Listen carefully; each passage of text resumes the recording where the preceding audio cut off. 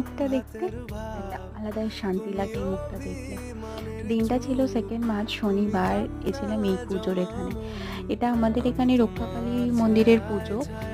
তার জন্য চলে গেছিলাম সবার আগে একটু ফল, মিষ্টি, ফুল এটাতে না হাজার ৮ মালা ছিল, জবার মালা। তো আর একটা সোনার টিপ নিয়ে চলে গেলাম। গিয়ে দেখলাম এখানে প্রচণ্ড ভিড় আর তার মধ্যেই কয়েকজন দণ্ডি কাটছিল।